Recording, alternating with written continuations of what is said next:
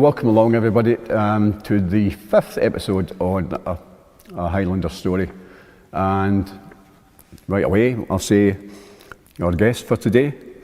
Could you start by introducing yourself, your age, where you're from and your rank when you left the army? Hi, good morning. My name is Tom Bannock. When I left the army in 2010, I was a sergeant major in the recruiting office in Glasgow. And where are you from? I'm from Rutherglen, have been born and bred. So you've lived there all your life? All my life. Yeah. In between postings, of course. And what was your life like when you were growing up as a young boy? Well, it was jilly pieces and all that sort of stuff, you know. Little gangs we had, you know, but as a youngster, swimming in the Clyde, learning to swim in the Clyde after school. Near where we lived, the Clyde, sort of one of the bends in the Clyde, there was a big sandy bit there. So a lot of the guys from our little scheme would go down there after school or Saturdays, Sundays, and we swim in the Clyde. Yeah. I didn't even know they'd allow you to swim in the Clyde, I've got to be honest with you, when I was growing up. It was, remember, you know, it was a desolate area, quiet bushes, trees all around about it, you know. Nobody's there to chase you, type of thing, you know. No, I mean, I understand. I'm just thinking more where I lived.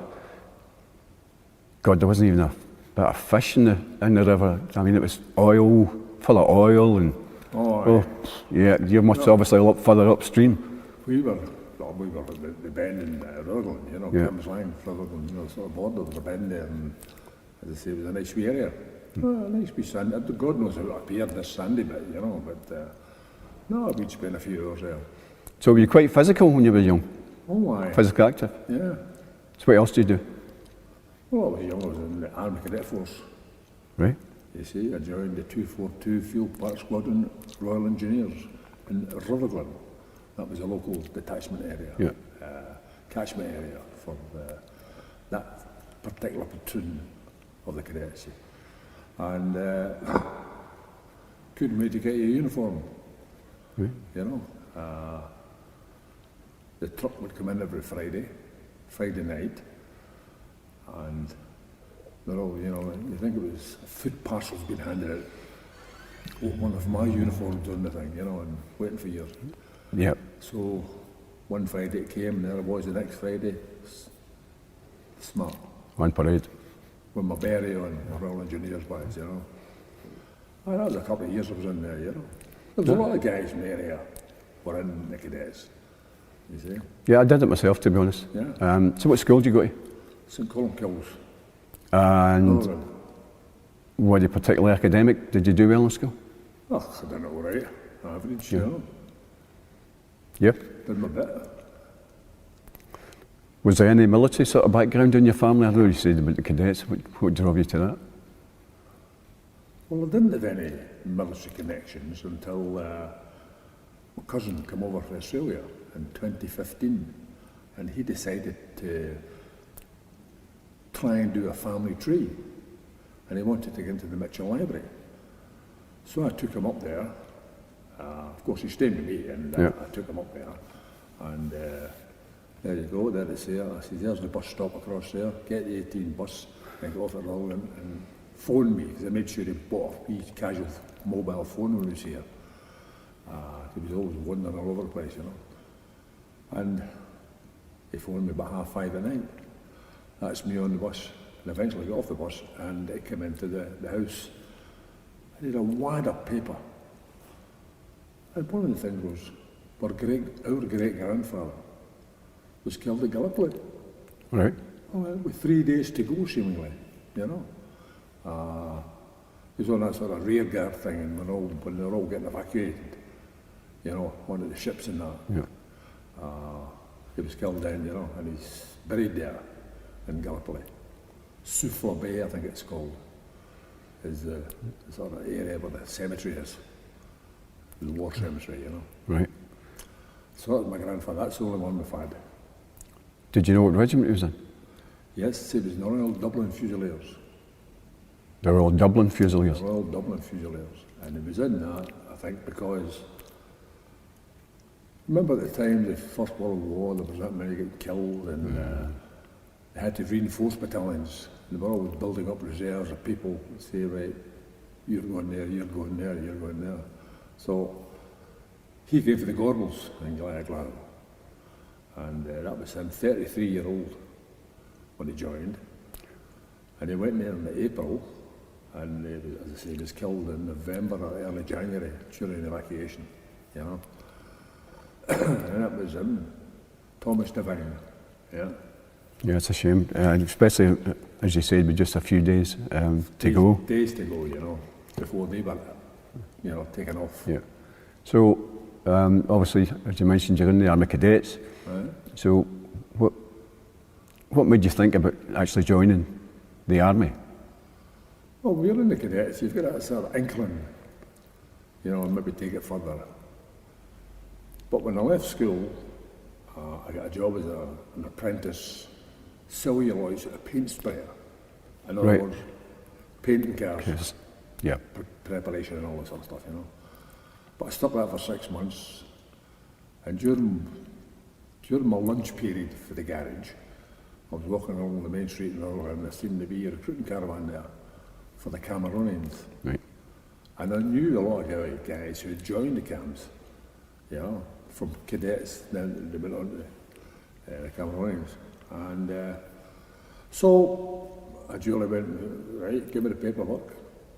My mum wouldn't sign it at first, or my father.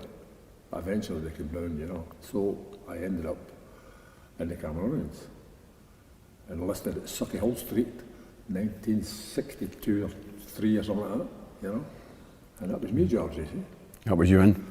That was me in, and I was lucky enough, so the recruiting sergeant says, he'd only one vacancy left. It was a junior piper. I cleared the pipes, Yeah. you know. That'll do me then, so I got me in. So I spent in the boys' service at Winston Barracks in Lallet. About 18 months, 2 years, you know. So how old were you then, sorry? I joined at 15, well, 15 and a half, Right. you see. I was in there till I was 16 and a half or something, you know, 17. Learned the pipes and was selected because they must have thought it was good to go to London, me and this other fella, Right. to appear on This Is Your Life, you see. And it was a guy called Sidney Scruggy, an ex-Cameroonian lieutenant who was blown up and lost a leg in Italy. Can't remember which battalion he was in, but that's what happened to him. But he did a lot when he got Casawack back, this lieutenant. He did a lot for the blinded, the war blinded. For some reason it was his, you know, your life story, you know. Eamon Andrews. Eamon Andrews, yeah. And so we were selected, and the QM fitted us out with new kit, you know, new green blade, you know, number 1 dress type of stuff, you know. And we were looking at B's and E's. We got a train to London, picked up a taxi there, taken to Shepherd's Bush Studio, because we arrived there in the morning.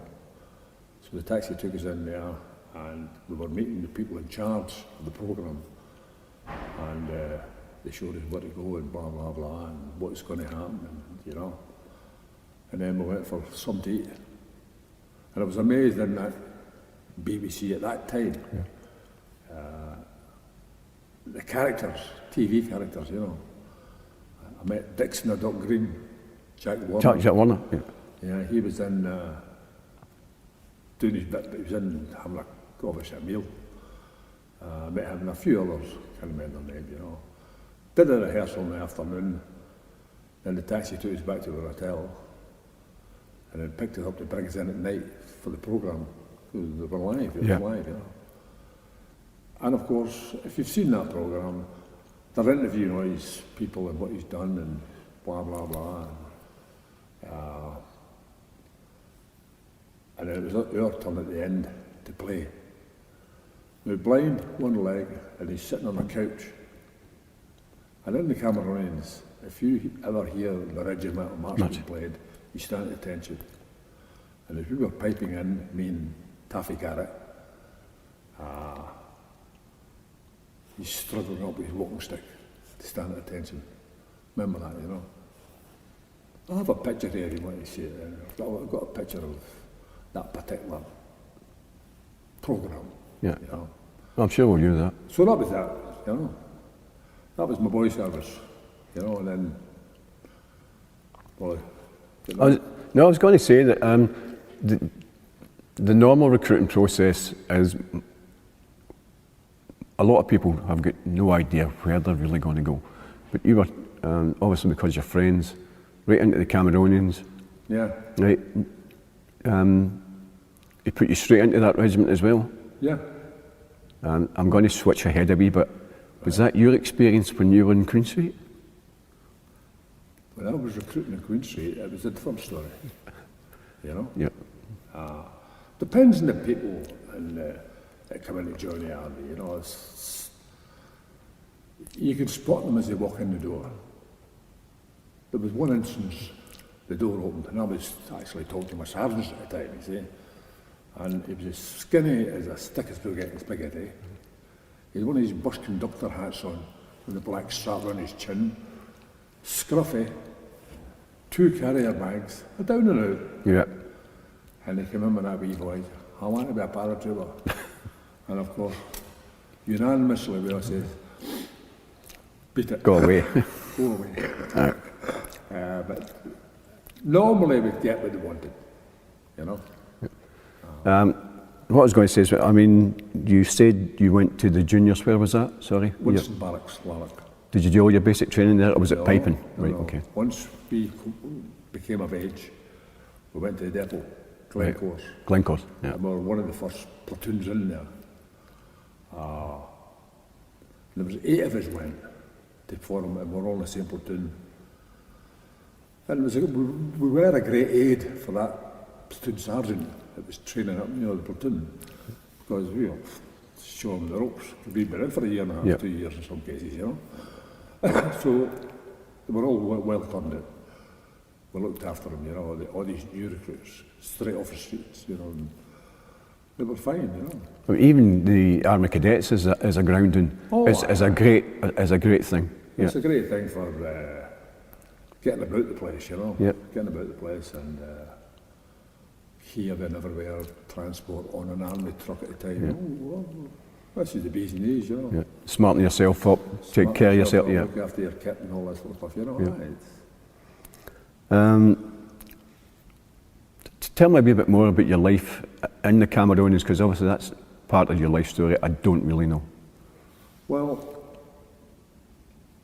when we passed out at the Glencore's, I went to the pipe band, which was stationed in Redford at the time, you see, Redford Barracks.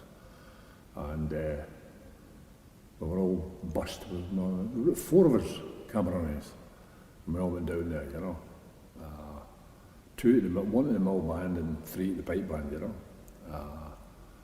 And we arrived there and the place was in chaos. It was a 10 Edinburgh tattoo. Right. And they'd been on the tattoo the night before, the pipe band, you see. And this billets we had were a shambles. They'd obviously come back for the tattoo, you see, and had a good wee swally. And the place was no tidy, you know, but that was my first experience, you know. But there was a piper there, wee Donald Porteous, yeah, piper, Second World War. Second World War man, you know. Oh, my God. Then later on I found out that he was part of the Chindit sting, wee Donald. Right. He was in charge of the meals, you know, carrying the stores, ammunition and all the food and all that sort of stuff through the jungle. At spare time he was a piper, you know, wee Donald. Aye, that was horrendous. So I was in the pipe band and went to Redford Barracks for a couple of years, you know. Did a few tours, Copenhagen, tattoo, did that, Edinburgh tattoo, did that and all that. But I get fed up with it, you know. I said, I don't fancy this. And some of my mates in B Company asked me, come to us. So I went to B Company, you see, and within 6 months I was the last call. You know, went, hold me back, power, Yeah. you know, and we stayed there, you know, and B Company, and that was us. So how long did you stay? Oh, B Company. I must have been there 2 or 3 years, maybe longer, because that was what, 66, 65, 66. No, 66, then we get the tour in Aden come up, you see. So we did pre-training for that. You know, people dressed up as Arabs, Yep. how to search them and all this sort of stuff, you know. And funny enough, that picture that's up the stairs here, just had a look at Colonel Mackay. He was a major at the time, and he was one of the training advisors, because he'd spent a lot of time in the Middle East, you know, coming through the ranks when he started his commission. And he was sort of looking after it, you know, each company at a time, going through this phase of training for what you're going to expect to find in Aden, you see. And then I won a prize. I was on the advance party to Aden. So my 9-month tour went to 10-month tour. Excuse me. And we arrived there, and of course, it was the Coilies, King's Own Yorkshire Light Infantry. That was the regiment we were relieving, and the rep from that platoon, I was matched up with him, and he took me into his tent, you know, and luckily there was a spare bed there for me. And because you were knackered in that flight, RAF flight, you know, and you woke up the next morning, oh my God, a big tented camp, and sandbags are all round the tents, because in case of mortar attacks and things like that, which did happen once, but that's another story. So that was it. I was out with them, as you do, like Northern Ireland as well. You're out there and they're showing you the ropes and all that, what's going on, watching, that's the blah, blah, blah. And so we did all the patrols then, foot patrols, you know, mobile patrols. But the last 3 months of the tour, they wanted me in the regimental police. So I ended up in the regimental police. Along with that, 2 of the guys for the pipe band were seconded in, you see. And that was an experience, you know. Your main thing was security. Yeah. We also did mobile patrols, because away down, the Mermaid Club, they call it. It's a NAFI club for off-duty people, Army, Navy, Air Force, you know. And you went down there and, you know, make sure no drama. There was drama now and again when the guys are off. Because when you're in the company, you're doing a 16-day cycle. You're going out and doing Mala and the other areas that are doing your thing, foot patrols, mobiles, guarding, government house with the guarded that. And the worst thing there was resetting the trip flares, because government house was on a slope, you see. And every now and again you get a sort of misfire. An animal might have touched the wire, you know, and up it goes. So you were resetting them mainly during your 4 days stint you were up there, you know, resetting the trip flares. But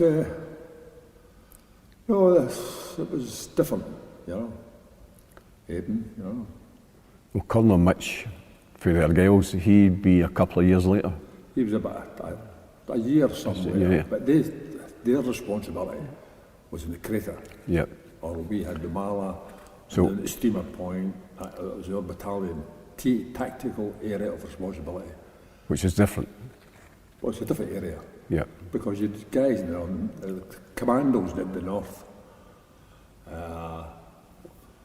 was another English regiment, I can't remember, they did the east side, somebody did the girls did they did the crater area.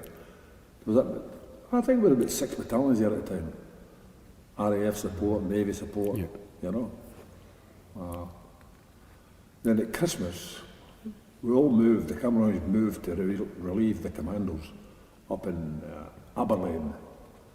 This is up the Jebels. And it's a convoy job. And of course, you're coming from Aden, your camp, find a nice big road, and then it gets worse and worse, and then you start hitting the rocks, and you're up this rocks road all the way to the top, to a plateau type of thing, you know. And of course, all this area is going to be checked. So you stop the convoy, you send out your pickets up the hills, make sure there's nobody waiting to, you know, do the damage, and then advance the convoy again, and the same again, and up again. Sometimes helicopters will be there as well, Army Air Corps, and they would assist in dropping off people at the top of the mountains. Keep an eye on the road, there's no baddies running about the place, you know. Or no guys with Flossie. Flossie was that was the name of the terrorist unit.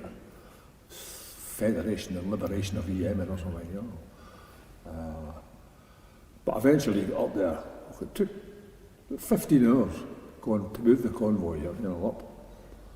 And there it was, Abene.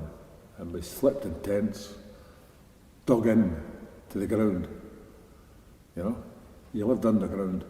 The sandbags were sort of 6 feet above you, type of thing, you know. So about 6 weeks up there, that's where we spent Christmas. Abene. We were attacked once by bandits, Flossie men, you know. They were firing from one of the mountains, shooting into the airport, into our camp. We were right beside the runway where the RAF Beverleys used to land and bring in the supplies and all that. And we were watching a film, as you do when you're on this sort of exercise or manoeuvres. You've got a big white sheet. I think we've all done it. People in the army, white sheet, put it up and show a film. Well, the services, Cinema Scottish Corporation, supplied the film. I think we were these spaghetti westerns, I think. But you could see a lot of holes appearing on the screen. You couldn't hear it because of the music and the sound. And then somebody said, "Take cover!" And they were firing for the thing, you know, the Jebels. But on standby, you've always got people on standby. Along the road, about 200 yards outside our camp, we had 6 houses, Royal Artillery. So they blasted the hillside, and it all went quiet. The next day, a patrol went up there and found quite a few of them dead, you know. So they'll not do that again. True. Ruin another movie. Waited weeks for it. Does that take you up now to 1968? No, 68. What came next? Well, we finished the tour. We finished the tour there, obviously, and the saddest part about it is that, again, 2 days to go, one was killed. Cameron was killed. We, Charlie McLaren, who, funnily enough, just stayed round the corner for me, you see. So we had what do you call it, the funeral in Silent Valley. It's an eerie place, not a bit of greenery about the place, you know. Along with, obviously, a few more, quite a few graves within Silent Valley, you know. So that was me, Charlie, and we did that, and then we flew back. But the first company out of Aden to go back to the UK was turned back. The first flight was turned back by President Nasser of Egypt. He didn't want any British planes flying over his territory. You know what like it is? You've relieved somebody, so they've taken your bed space, and they're away, cheerio. But they've been turned back, they come back into the camp. And of course you can tell what mood they were in. They thought they were going home after 9 months, and they're all in there. And there's no bed space for them. And they're over at Nafi there, I'm not kidding you. They're buying all sorts of crates of beer. And we were told not to touch them, let them get on with it. And they were in the showers, right, in the showers, just bedding in there, right, with the cold water running. Well, it wasn't that cold, it was water, it was warm, that water, you know, cooling the beer down. So they all flaked out in that area, you know, some here, some a dozen over there, you know. And then 2 or 3 days later, the diplomatic people obviously sorted the thing out, you know, and we could then continue flights. So they flew out 2 days later. It did sort of bounce back in us right enough, you know. Instead of going to be on that A day, you were 3 days later on before you got your flight out of Aden, you know. Aye, so that was us then, back to Edinburgh. Leave and back to Edinburgh, you know. When does that take you up to? Well, that'll take us to what's 67. Right. 67, we come back to 66, we went there. April, I think it was. And my thing here. Oh, yeah. 66, we went there, and we come back in 67. January. Then leaving in 67. And of course, once we were all reassembled at Redford Barracks, the leave's all complete. About a month later, in comes the news. We had been disbanded. Yep. You know, after all these great reviews we had for the GOC Far East Command, oh, great battalion, they've done well, and blah, blah, blah. And, oh, that was a right kick in the, you know what I mean? Yeah. Did that come as a complete shock right out of the blue? It was in the newspaper headlines that night as well, you know. The Edinburgh Evening News, Cameroonians to disband, oh, for God's sake. Do you know if they were, I appreciate you might not, if they were offered a chance to amalgamate with anybody? Or? They were offered, but they turned it down. Right. You see? The Cameroonians were a strong regiment, you know, and as a matter of interest, they supplied the most generals in the Second World War. A lot of people didn't know that, you know. So the Cameroonians, obviously, the higher rank, the guys no, we're not supposed to amalgamate with the KSBs. Right. They said, no, we are not. We'll disband rather than, you know, amalgamate. And that was that. Then the big amalgamation parade was organised. It was for the 14th of May 1968, down at where we were formed, down in Douglas, South Lanarkshire. So, yeah. And we've still got monuments down there relating to the raising of the regiment down there, you know.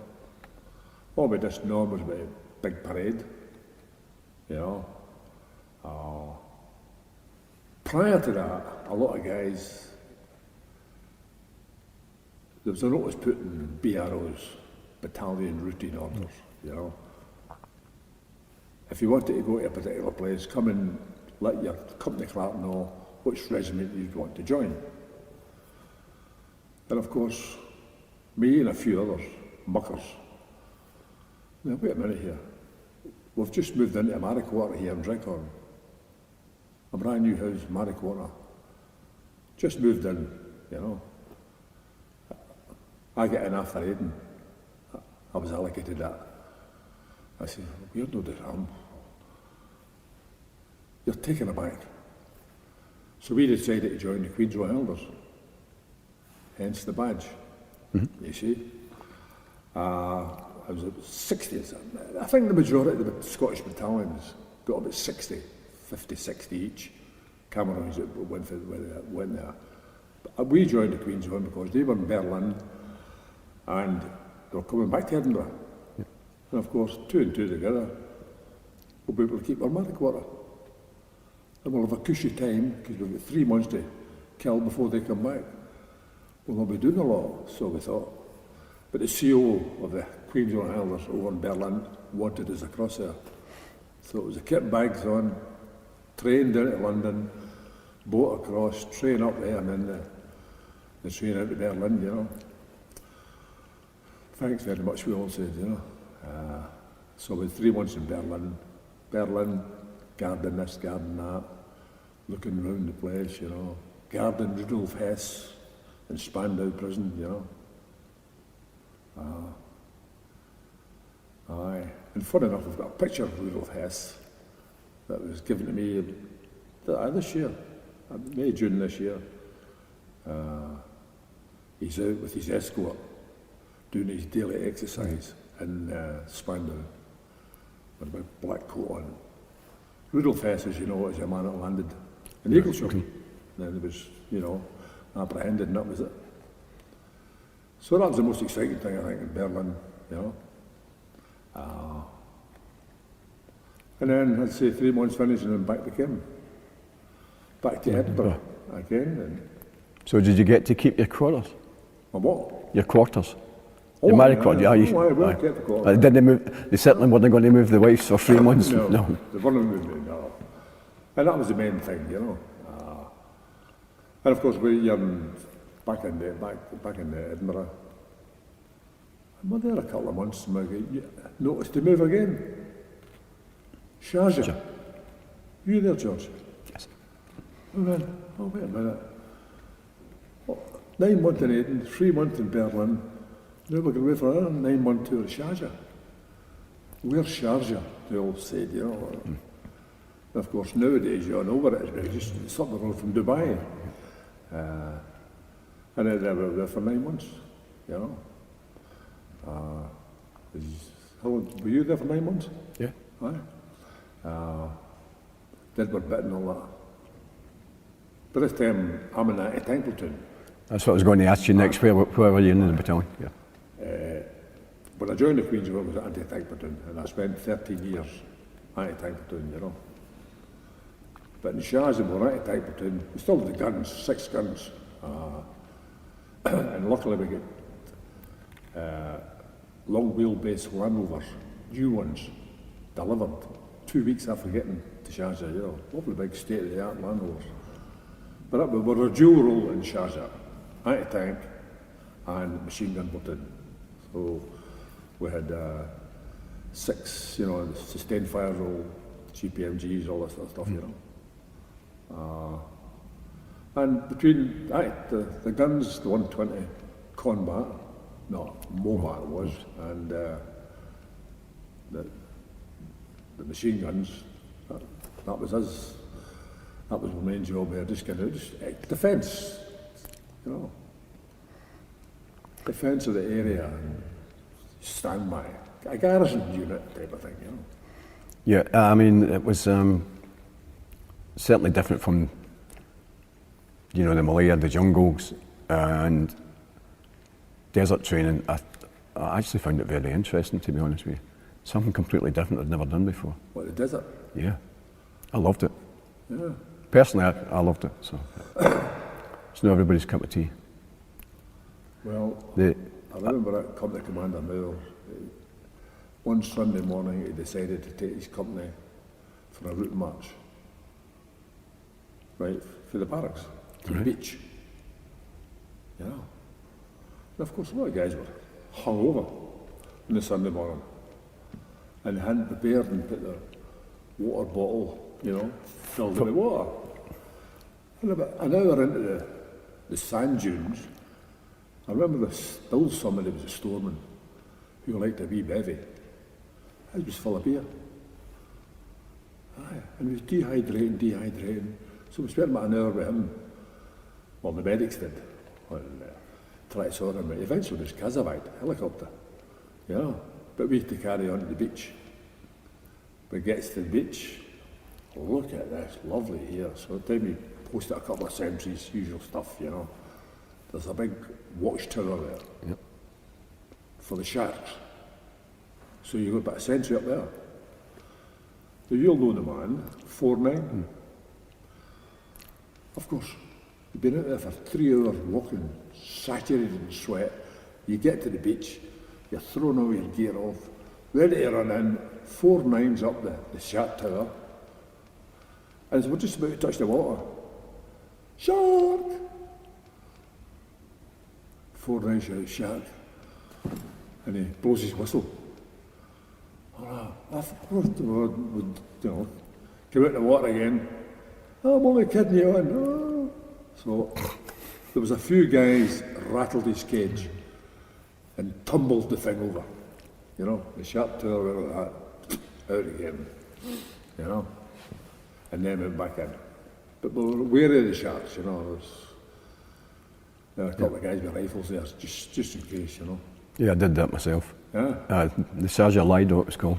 Oh, the Lido. The Lido. No, I never got to. I was in the Lido then, that's the swimming pool. Right? Yes. No, this At is the just sea. one thing, one day effort. There, back. So there's not a lot going on there. Yeah. We did go to Iran right enough. All right. Yeah. There was about 10 guys were offered a wee adventure training thing to go to Iran, using the Trucialum and Scots dhow. And there's about a dozen of us. So we all got the transport down to the creek, I think they call it, in Dubai. And the Trucialum and Scouts dhow was there and took us across to a place called Bandar Abbas. You know, went across that, the Straits of Hormuz, they call it, which is now abandoned. You know, it's dodgy area at this particular time, you know. I mean, now, not then. And, you know, we've got to carry on. It's going on in the Middle East just now. And parts up at Bandar Abbas, and there we go. Had a wee wander around there, spent a good few hours, and then back again. Trucialum down, back across the Straits of Hormuz, back to Dubai, truck packed us up, back to the barracks, or the camp, which was air conditioned this time, you know. It was good. When it worked. When it worked. Oh, the air conditioning, I know.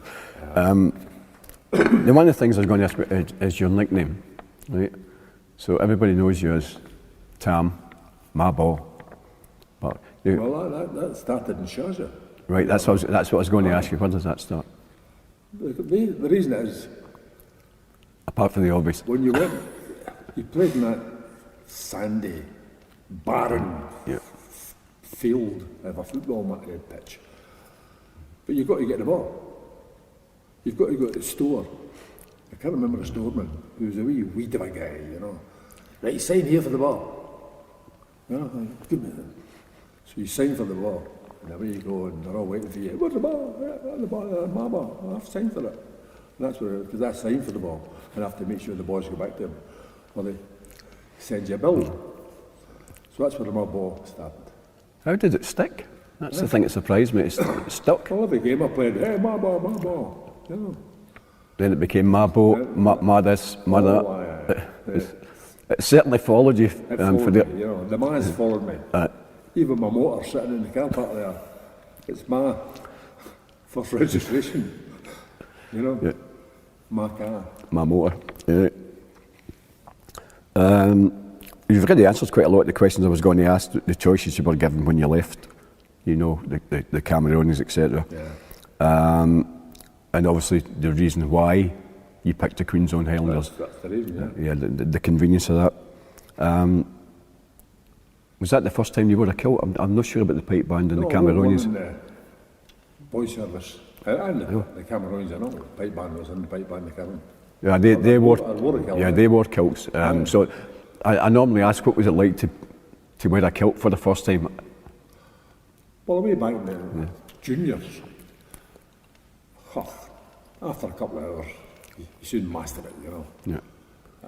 But I know when we disbanded and we had to go to Aberdeen to get rekitted, had to go up there for, you know, Queen's Own gear, Mackenzie Tartan and all this sort of stuff. A few of the guys had the kilt run the wrong way, the pleats at the front. In fact, his name was Ram Cunningham. He's trying on the thing, maybe it's different for yours. Like, turn that in, you clown, you know. And that was it. There's a lot of people just don't know. They don't know. No. But they soon found out how to wear it. Now, obviously, you spoke about Sharjah there, which is quite memorable for different reasons. Can you what about some of the more memorable places you've been since? Northern Ireland, Hong Kong, Germany, UK, Falklands. Well, the thing is on, you know, when we go back to Sharjah, 1970. 69. 69. Just the end of 69. If memory serves. No, February 69. February 69. Was it February 70? February 70. February 70. It's the last thing I'm know. February 70. I'm just trying to think, the thing that made it memorable for me is stepping off the plane and we were on me t-shirts and it was Baltic. Yeah. It was absolutely Baltic. That's how it stuck in my head, it was February, but I thought it was, right, that's fine. And then in 71, we moved to Osnabrück. Yeah. Yeah. That was a 5-6 year tour. Osnabrück, you know. But this time we were a mechanised battalion. 432s, you know. And try to get that wombat into the 432 was a joke, but we managed. Then of course, as you know, part of the BOR, deterrence, that's all we're there for, deterrence. We had our first tour in Ireland, you know. And of course, you just don't know what's going on. Well, you see the news what's going on, you know. We did a wee bit of training in Tin City, then went across there, and where are we going, where are you going, you know. And we get into trucks at Aldergrove Airport, and we were escorted by another regiment who took us to our various locations, and we ended up at the police station in Dundonald. Oh, yeah. Which is eastern Belfast, you know. Dundonald, just past Government House, you know, the big thing that sits the hill. And we were in there for 4 months, you know, doing the usual walk, this, that, the next thing, foot patrol, sneaking about. And we used to go to the Parliament up there at maybe 1, 2 in the morning, over a cup of tea. You know, Government House, yes. The Irish Parliament up there on the hill. You get in there, the guys let the guys in. Land mobile patrol, and you get into the police station and there you go, you have a cup of tea and a wee blether, and back out and continue your patrol. This particular night, we're driving down away from Government House, the Parliament. And we see this car waving all over the place. Hey, let's pull this guy over, you know. So the first Land Rover that I was in, we pulled in front of him, one at the back, and they're all out with rifles, you know. And the guy behind the wheel, Jack. I don't believe it. It was James Ellis. No. Do you know him, no? I know the name, yeah. Z-Cars. He's the Irishman in Z-Cars. An actor, you know. So seeing it was him and blah blah blah, I liked Z-Cars anyway. One of the guys took his car home in between the two Land Rovers. You know, it shows where he stayed, you know. We took him home, there you go, and that was it. Carried on, put him in the house, gave him the car, put the car in his driveway, and then continued the patrol. A lot of people don't know that. No, they wouldn't. You know, that's pucker. Aye, that first year, not a lot happening, you know. And then, we came back there, and 71 we came back there again, 71 we came back, and 72 we were back in, again, Operation Motorman. Which was it was like a sort of D-Day type thing. I think, I don't know if they were panicking or not, but they needed manpower in Belfast. It was getting out of hand. And we, you know, assemble and get down to Gütersloh. But there was another 5 battalions for Germany, all waiting at Gütersloh, waiting for flights. Did you do more morning? Yes. You know? Now there we go. In the same detail, you arrive at Aldergrove. Where are you going? And we all end up at Fort George.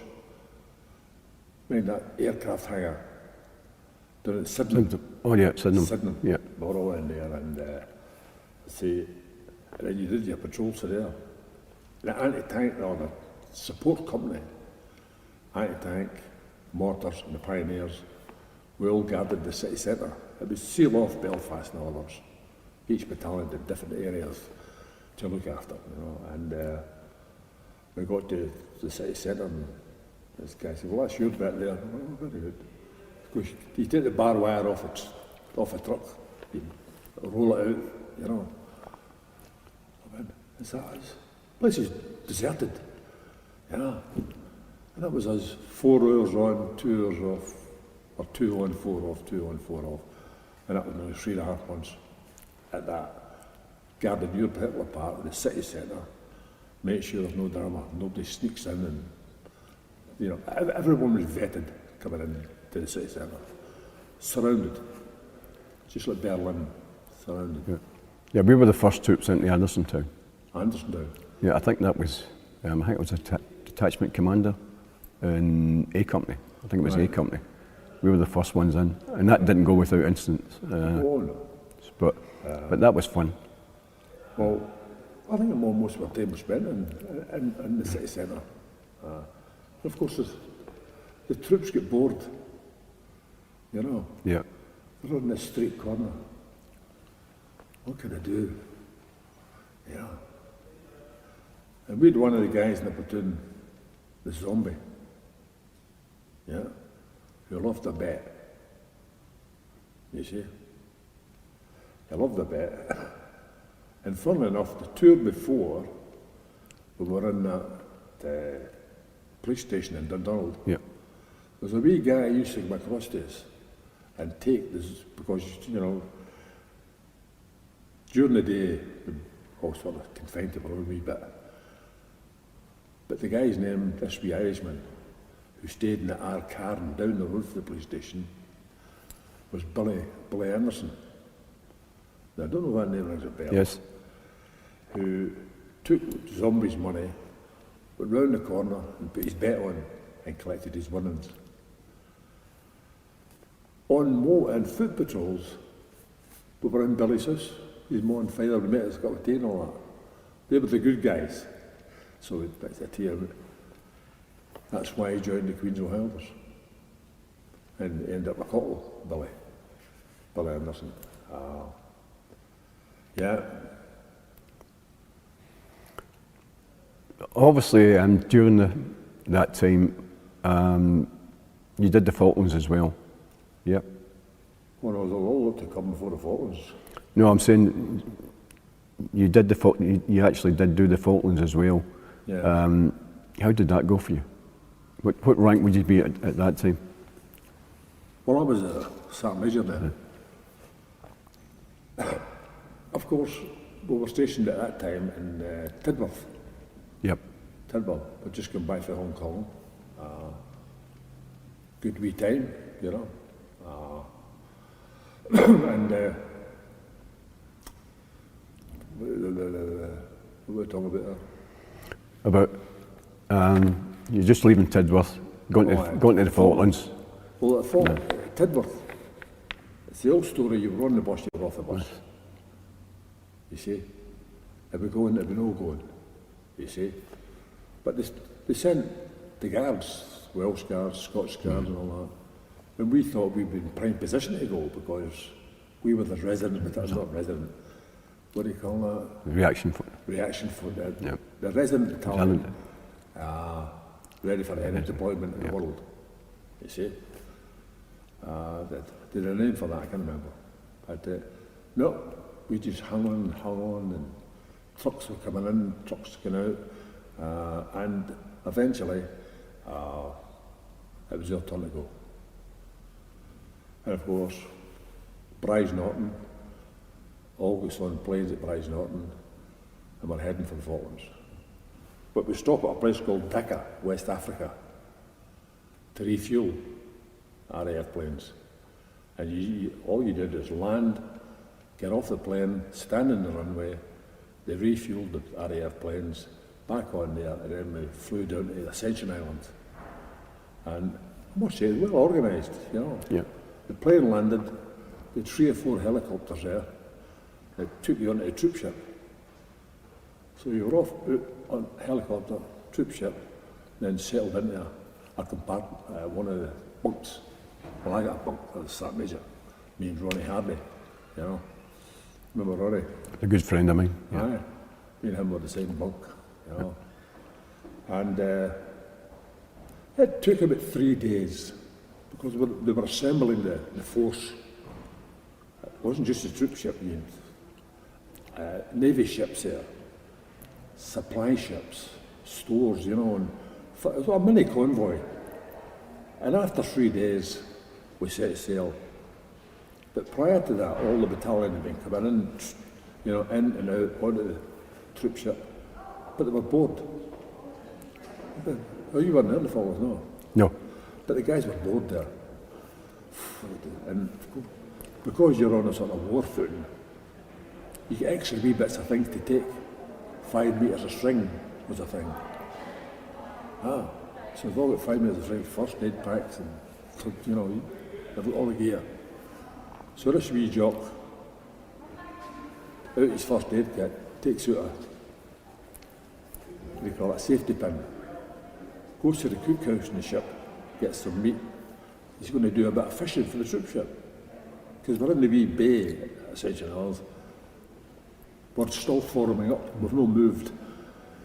And he pulls up a fish. A snapper, we call them, other way. Teeth, terrible teeth, you know. Oh. And then someone else seen it. And I'm not kidding you, within an hour, there was about 100 guys out on the ship, pulling these things up, taking their bayonet out, cutting the head off them, throwing the fish back in, right? But they were keeping the teeth unknown to us. And of course, when they threw the dead fish in, it took hours, it drew a lot of hammerhead sharks. And you're looking down there, I'm not kidding, there must be about 100 hammerhead sharks. If you fell in there, you'd had it. Then the teeth, ended they didn't like. They sneak into their bunk, put a dozen of these teeth, heads, put them in the bottom of their sleeping bag. Well, we were all sleeping bags then, you know. So people go to bed at night and people go, you know, wee hooligans, you know. Then we set sail and got to Falklands. And again, a lot of uncertainty, who does what, where they go and all that. But they were deployed, the companies were deployed, Goose Green and that sort of area and other parts of Falklands. Then, in their wisdom, they made me ship Sergeant Major. Accommodation, the war's finished. They surrendered, you know. Yeah. And I'm on that ship with 1,000 guys. I'm not kidding you. But it was well run. Food was great, you know. The only thing was, well, a lot of these guys, signals, engineers, had a squadron of Gurkhas on board. They had to go ashore every day. So transport for that initially was terrible. And on the way back, it was scrambling nets to get back in the ship before they get this, you know, sort of platform made at the back. So they just jump on, like be, you know, pontoon type thing. Right. But I went, as I say, an interesting place, you know. And I'd say it's on board the ship, try to keep the troops organised. And it was, then it was only 2 cans of beer a night, you know. But one day I got a message from the supply officer on the ship. There was some beer getting delivered for the troops. And then a couple of days later after that, I was getting 100,000 cans of John Smith's for the troops. Oh, that supply ship landed in the next bay. And the RCT Service Corps, they brought it around in their big Mexi floats. Pallets of stuff, 100,000. Of course, by this time I've organised the men, 200 guys that live in the ship to assist in the offloading. And of course it was all by hand, single file, along the car deck into the containers at the back. That took 3-4 hours to be emptied out, get them all away. Then the guys all went back to their bunks, whatever. But I had the master key for every cabin in the ship. And I'd go to, you could stand at a door, one of the cabins, and all you'd hear is and of course the first unit I went to was Queen's Own, their unit. And you open the door and they're sitting there with two cases. But instead of going that way, I knew that had happened anyway, so I came to noise now, shut the door and carried on, you know. Then eventually it was time to go, we did our bit. Battalion did their bit, the companies out in the sticks, they're all doing their wee bit, you know. They use it's a training area out there, a place called Black Hill House, to train NCOs, carriers. Thank God I was in the boat, you know, because they were jumping out the pools of water, frozen, break the ice, you know. And then on the way back, they were sailing back in the northern again, back to Ascension, take the flights back up from Ascension. But my company commander, Major Crow, well, so Major, would you like to fly back? Aye. So I flew to Port Stanley. By that time, that was the runway there, we had 100 Queen's Own working on it. Labourers laying the new runway, assistant engineers, Gurkha engineers and all this sort of stuff. And other units laying this man. So we could take the big planes off then. So I got the plane back to Ascension, then on the VC-10 for the Pleasure. So that was the Falklands done. Yep. What about Hong Kong? Hong Kong, a 2-year posting. In fact, it wasn't just short of 2 years, you know, we were done buck. But it was illegal immigrants, it was the big thing. And the more I see this mob in the channel just now, come over and they're met by a boat and they're taken ashore, the border patrol, come in here, you get tea and coffees. The main job of the battalion there, apart from helping the local police or any dramas, was the illegal immigrants. And the battalion was deployed virtually every night, 24 hours a day, on the border. Yeah. Our area of responsibility was the Maypole marshes. Yeah? And you got up to the Maypole before dark. The platoon split up to 4-man groups all along the river, the Shum River, China beyond. And you're sitting there. And then as soon as it gets dark, the illegals start coming across. But you don't see them when they're in the water. You know, you see the wee white face and the black hair. And the night scope, which is brilliant, they stand at a mile. So they're all, you know, swimming across. And then they come up the bank on the other side, and we've been tracking them. Oh, so they're on their way up. You're standing at the top, on the bank, and Joe plastic cuffs. Go at the back. So they sit at the back. But when they're climbing up there, it's all mud. You know, it's a hell of a mess, you know. So by the end of the night, each patrol in the whole area, you're catching hundreds. Or you're apprehending hundreds, you know, as soon as they come out, they're all got plastic off, and that's your group. We averaged 25, 30 a night, just our 4-man. It was the same for the rest of them, up and down the river. The Navy did the bay, because some tried to sneak across with boats. So the Royal Navy were catching them, and there you go. The people always say, what would you do with them? So when it comes first light, we go from 4-man, and then our daytime shift comes on, 2 men with the binoculars, and they've got a reaction force of him that tries to cross during the day. But it's mainly night time. So take them back up to the main road.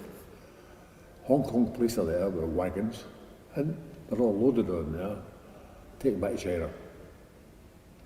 Down there, over the Shumsham, over the bridge, handed in there. And they're supposed to be hard labour for it, but there's another. Same again the following night, you know. So a lot of time spent at the border, you know. our recce platoon were, they were in big ponies, going up and down there, cowboys, Yeah. So that was it. Well, no, but you had good times there as well, just sat in the next thing, It was certainly a good posting for a lot of people. So with For this, wives shopping. yes. Aye. So with this time, you're progressing through the ranks. Oh, then it's making back then. Yep. That was colour sergeant then. Colour sergeant then, That was that type 2IC in Hong Kong. and you did that for the duration. Well, no, at the end of it, what happened was I was asked if I wouldn't mind moving to CQMS headquarter company because they wanted somebody to take my job so that it'd get promoted. No names, no backgrounds. I went, right, okay. So I went to CQMS for the last couple of months. I was there with Davy Grant and Ray Cormack, they were storming, But then the Sergeant Major of the headquarter company got an LSL posting, recruiting to Dundee, Neil McCauley. Yeah. So he was away, I'm CQMS, and I'm doing that job as well. So I'm doing that job, round the store, no drama or anything, Then when I left Hong Kong, back to Tidworth, and I'll tell you a story. I'm sitting in my office, acting CSM, you see, and I phones Bobby Towns. You hear that, Bobby? And Bobby's TQMS in the quartermaster department. Hello, Bobby. Hi, Tom. I've told you before, stop calling me Bobby. It's sir to you. Oh, sorry. Right, I'll catch you later. And he phones me back. What do you want anyway? Nothing. 2 days later, I was called to the CEO's office. You see? They threw a crown at me. Sam Major. I couldn't wait to go back to my office. Left the phone. Hello, Bobby. Right, that's it. I went, Sam Major Ballock here. What? When did you come up with it? I went, an hour ago. Oh, well done, Tom. I went, yeah. Yeah. No, we're still pals, but we're still pals. Yeah, I know he was the last interview we did. So did you face any sort of major challenges as you were going through the ranks at all? Yeah. So the fact that you were in, the reason I'm asking, obviously, we had an amalgamation of the Seaforth and the Camerons. Aye. You came in for the Cameroonians. That didn't hold you back Oh, no. in any way? No, I didn't think it did, but I wouldn't think so, no. We all blended in there, that's what I thought. We all went to different yeah. companies, That was what Berlin, but by the time we got to Edinburgh, we were all part of the team, Yeah. No, that's don't misunderstand me. That's what I actually felt myself. But I wasn't sure if that was your perception of actually being coming for the regiment. No, we're all joke terms as bairns, we all sort of just got on with it, Right. Character, yes, but there was a few right enough, There always is a few characters. So is there anything that actually drove you to take on more responsibility, or did you just like the idea, look, I'm here, I'm going to do the best that I can, and if I get promotion, great, but Yeah. is that the sort of way you went to it, or did you say, look, I really need to get on It's here? just a job. Right. So, just get on with your job and all that, and if it comes, it comes, When I was only in Berlin, full throttle, Yep. because I was by then a detachment commander at the time, and then eventually you made your way up to section commander again when I was a sergeant, and then that was me. Was there any time going through each rank you felt you were truly tested? Oh, aye. Right. Yeah, well, you're tested each part, yeah. Anything that what I mean by that, your leadership itself was tested in what you were doing. I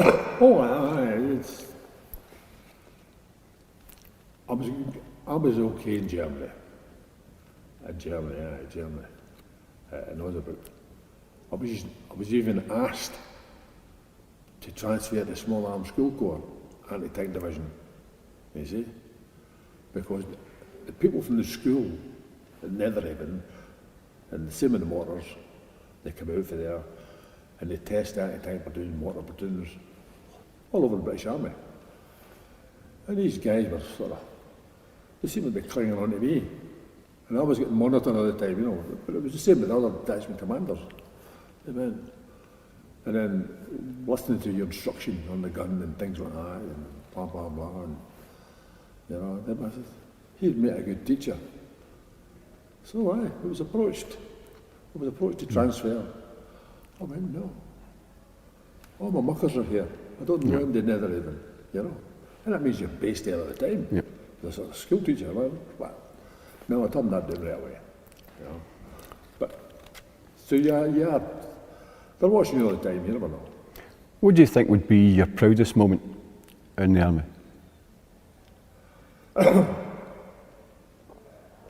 Probably receiving the member of the British Empire medal, you know. Because by that time I'm in recruiting, long service recruiting. And a few of the long service guys were always bugging the CO. Put me back in for my LS and GC, you know. But turned down, I said, wait a minute. Sometime I do, you know. I've been 15, 20 years out here, nothing's happened. I've done nothing. So I applied. And about a month, 2 months later, I was up in front of him. Sorry, Sergeant Major, turned down again. Just a wee incident in the Cameroonians at one time, you see. All right, okay. You see. And I don't know, about a year later, sends me again, you know. All right, sir. Come on, sit down. Good news or bad news? He says, Colonel Steele, Bobby Steele. I says, I guess the bad news. So you've been turned in again for your LSGC. Well, for God's sake. Obviously good news. Go to an MBE. I'll do fine, pin it on. So that was me. And you could go where you wanted. You could go to Holyrood House or the Palace. I went, Highland Palace, you know. Free flights down there, free hire car, all done through the army, you know, what marvellous this. Stayed with the Scots Guards down there, they put us up, round the corner, but it was all dressed up ready to go into the palace, and I met Jimmy Motherwell, who was a pipe major, the Queen's personal piper, and he gave us a quick thing, all right, Jimmy, fine, you know. And as I say, it's not just me, there's hundreds of them, getting all different awards, you know. You get in through the gates, check your passage and all that. Up, and you get a big room full of paintings worth billions, you know. And you can have a drink there in the corner. Water. That's how you get in a wine glass. You can have water in a wine glass and a digestive biscuit, you know. And then you're all briefed here on what happens, what the Queen did, and eventually you get into another place. You're snaking round, and you get into the ballroom. You see, so there's the ballroom where the Queen comes out, and you're here, but you're on the line, down the back corridor, and you come along, and then it's your turn to go up. She says, you know it's your time to leave, when she shakes your hand. I went, right, okay. So I goes up, and she seems to be blaring away me for ages, you know. Maybe I'm talking about rubbish, you know. And then she puts the medal on, you know, and the hand goes out, I'm like, oh, thanks, do your bit. Round the corner, guy weeks it off, puts it in the box, on you go. You know. Then I had to pay 130 quid for the video. Because there's no cameras allowed in there. So you see them all out getting pictures, don't you? Standing the medal and all that. Well, there's no pictures allowed in there. You've got to use these official guys, and that's what they cost for a few photographs, personal ones of you and the Queen getting the medal at the big counter, and then the video, and the whole thing, yeah. So it's got you at certain bits of the procedure you through to get to the front of the Queen.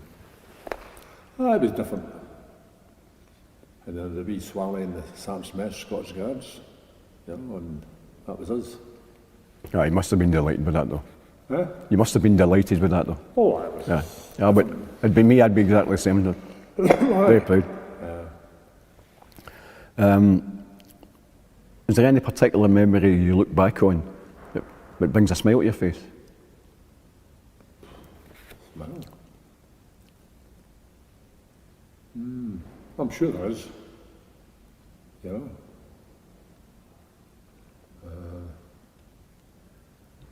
Let's think. No, I just didn't come to mind just now.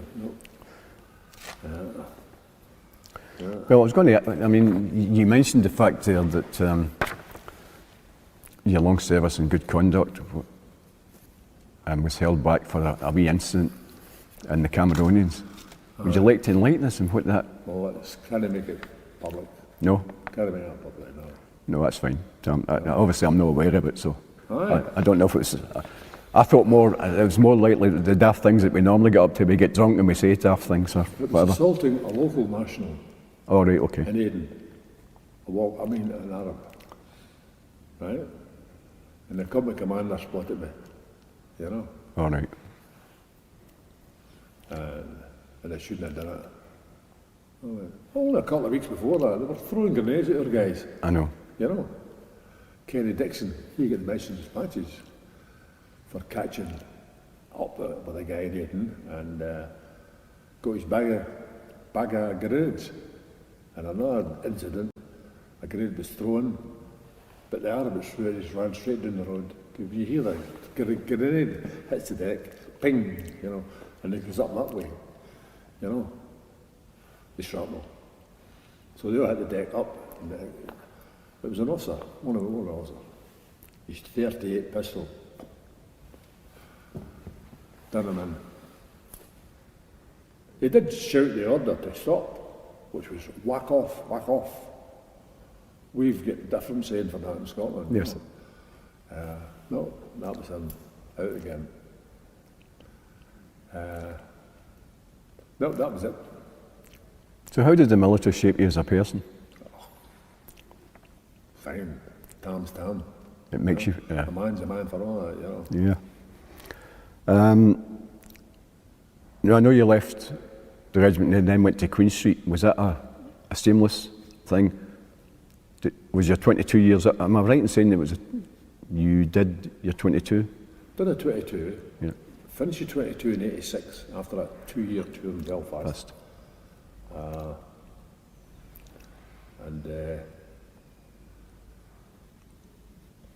I got word to go there for an interview for this long service job in Glasgow. And the weekend before that, the CO had us up at his house, you know, in the barracks. And he'd all the sergeant majors up there. And, having a couple of beers, you know, as you do. And but his missus tells my missus, tell Tam not to bother, not to worry. You know? But she doesn't tell me that till I come back from the interview. So I had to fly from Aldergrove, Edinburgh. There were 7 of us on the board to get this one job in Glasgow, recruiting job. And they're all getting whittled down, you know. You flash it, then one goes in, you don't see him again. One goes in, he goes away a different door. I goes in from an interview, and there's 3 colonels sitting there, you know. I knew them all, you know. Oh, what's that? How you doing? Sit down, and ask me questions like that. Yeah. And did you stay? Yeah, I stay in Glasgow. And, well, I'm only 5 minutes, you know, from the recruiting office, you know. And I know the area well, you know, usual. And, right, okay then. Colonel said to me, you've got the job, Tam. Okay, sir. Cheers. And went back, flew back, I think, the wife said, I didn't know what to say, but you had the job anyway, you know. The CEO's wife told me, you know. So how long did you do that for? 15 years. A long time. 15 years. But you're always doing things and charity stuff as well, you know. It was part of the MBE stuff, you know, for Erskine. I did quite a bit for that, you know. I met some characters there, you know, and that was it, and I finished. Oh, it just seemed like yesterday, you know. That was 15 years gone, you know, and out. And 2 days later, I got a phone call from my CEO. You see, he was a butler at Kelvinside Academy, down the road there. Time to look for a job. I went, no, not really, I'm just, you know, pen's no dry, I'm just out my settlement leave, you know. So I took a job there. I did 10 years in there, facilities manager at the school down there, you know. And then that was me, finished, retired. Did join the association. I'm a member of the Edinburgh branch. I'm also the vice chairman of the Cameroonians organisation. That we've been running since re-established in 1994. No, 97. Yeah. And we've been all over, you know, Europe, war cemeteries and things like that. We've done Paris, we've been at the, what do you call that big thing, the Champs-Élysées, big thing at the top, the monument. Good grief. The eternal flames in the bottom. Arc de Triomphe. I've been, not maybe obviously, I've been there and all the rest of it. Could I get Arc de Triomphe in my head there? No. Yeah. No, all I could think of was the Eiffel Tower, but no, thanks for that. We were across there for the ceremony in the church. The one that burned down, it was a British military thing. So we took the organisation there, with about 16 smart, turned out guys, you know. But the night before we went up to Arc de Triomphe, and you got up that road, up the big main road, and it's a big roundabout, you know, the cars go around. So we stopped there and we said to this policeman, can we join the ceremony? Oh, no, we're all tooled up, you know. They were having a sort of war memorials thing under the arc. And like one of the guys came across, an inspector or something, you know, and said, right, follow me. We were underground, under that Arc de Triomphe, and we came up, out a door, and there we were. And it was a big ceremony there. Unbelievable. You know, all that time in the recruiting office, what do you think the younger generation do not understand about being a soldier now? I don't know, but I know a lot. It's a different world now, you know. Schooling in our days, discipline, you know, youngsters nowadays, you know. And all these mod cons we've got now, this, you know, the mobile phone, you know, it's never away for the rear, you know. No, it's a different class. Yeah, you must have seen significant change over that time. Yeah. There's been a hell of a lot of change, aye. But I could rattle on for 3 years in the youth of today type of thing, you know, but I'll no bother. No. I know you still stay in touch, obviously, because of your history, you're looking after 2 regiments, really. So, I mean, you've said how important it is for you. Well, this is it. As you know, I started off the Camerons. And I was in the Camerons Association for years. Then it died a death. And, you know, well, it was the Queen's Own. I joined that in Edinburgh. I was Edinburgh branch for years. For a couple of years in Glasgow. Yeah. But they had a better organisation. And you marry people there. Yeah. Because they were all guys that trained me for years. Then we reformed the Cameronians again, and as I say, we're just trying to keep the name alive. We've been here, there, everywhere. We were down again. We took 8 members down to the Buckingham Palace. We were invited down there by the Not Forgotten Association. Have you heard of that? No offhand, no. I see that. Oh, I've never heard of it. Old man in London, you know, Cameroonians in London. I've got 8 tickets for the Garden Festival. The Garden Festival. The Queen's Garden Party? The Garden Party. Yeah. The Garden Party. Oh, the King's. Garden Party. Didn't know who was going to be there. Oh, very good. So we all met it. We gathered, rounded them all up, all the guys that were going. Central Station, booked. We're trained to London. Yeah. And one of the Cameroonians is an ex-conductor. You know, Dick's gone now, you know, but Dick Gilmore, one of the guys, he knew the conductor of the train. So for second class, we moved into first class. You see? And you won't believe it. And the way back, it was the same. He knew the conductor coming from London back to Glasgow, and we moved into first class. So we went out to the garden party. In we goes, you know, and it was different. Again, there were some pictures of that as well. Yeah. So what would you say to a young Scot today who was thinking of joining the army? I'd say go for it. You've got a variety to pick for, you know.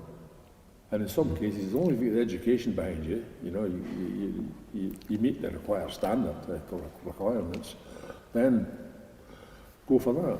What do you like doing? Oh, mechanics. Oh, here, there you go. Roomie. What's a roomie? You know, you can fix helicopters, this, that, the next thing, guns, vehicles, you know. You can channel people to all they fancy, providing they've got the mandatory qualifications, you know. And they've forgotten that, encourage it, aye. Oh, I've encouraged quite a few over the years, you know. Yeah, quite a few over the years. Yeah, I mean, I can imagine as I mentioned the fact that how much time you did spend in the recruiting office. Yeah. That I know levels dip, rise in different regiments. Are you instructed or told, look, we need to fill gaps and this, there that? There are times, you see. But if somebody doesn't bother and they're short, I say, well, leave it to the depot. Put them in and leave it at the depot, right? Yep. And they'll sort them out to whatever is required, you know. As I say, like the First World War, probably the Second World War as well, they needed men urgently, you know, so they put a wee bugle call out and there you go. People volunteer and take it from there. Well, thanks very much, Sam, for what you were telling us. Made it very interesting. Is there anything else you want to tell me about, off the top of your head? No. I just hope there's no drama with this mob across the road. You know? No. And the next, because every time they think they've got a solution, he throws in our spanners, no? Yeah. And dodgy times we're in just now. Dodgy times, you know. Yeah, without a doubt. I can see me and you joining the Dad's Army, George, you know, if there's any dramas. They need to be really hard to take us, man. Yeah. Without a doubt.